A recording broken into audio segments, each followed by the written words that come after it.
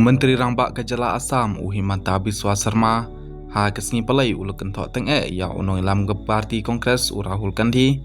nda ke bakod ya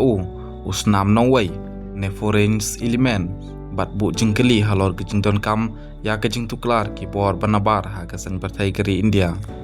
Himanta Biswa Sarma ulong Rahul Gandhi udai usnam nongway bat balai pindon kam sayaway banabar bat man kapor ulit bet syabari bat mano kipatip ulit syano bat udai ru ubriu bakongsan jong